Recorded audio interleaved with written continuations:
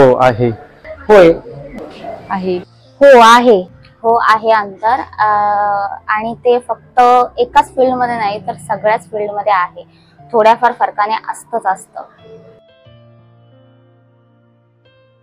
आपण जनरली म्हणतो की पुरुष हा मेहनतीचे काम करतो, स्त्री ही घरातली छोटी छोटी कामे करते, पण असं नाहीये.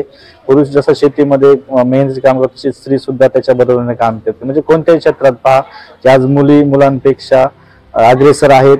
कोणत्याही स्पर्धा परीक्षा बघा, सरकारी नोकरी बघा, म्हणजे सध्याच्या काळात बघितलं तर स्त्री ही पुरुषापेक्षा वरचढ ठरत आहे. म्हणून मला असं वाटतं की दोघांमध्ये पगाराच्या बाबतीत समानता असायलाच हवी. कारण आपल्या इथे असणारी जी अर्थव्यवस्था आहे ह्यामध्ये सुरुवातीपासून जर अभ्यासपूर्वक पाहिलं तर हे दिसून येतं की तफावत आहे.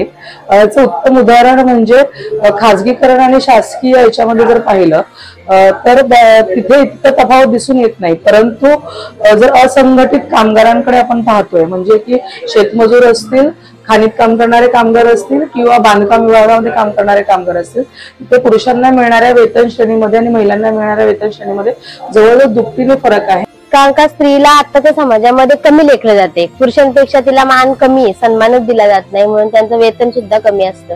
स्त्रिया तर डबलने काम करत असतात प्रत्येक क्षेत्रात. स्त्रिया घर म्हणजे तर स्त्री, नाही म्हटलं तरी स्त्री. प्रत्येक ठिकाणी स्त्रीचा हा उपयोग हा आहेच. त्यासाठी स्त्रियाला जास्तच प्राधान्य द्यायला हवं. अंतर नसावं असं वाटतं मला, कारण की जेवढं काम पुरुष करतात तेवढंच काम आता स्त्रिया करतात.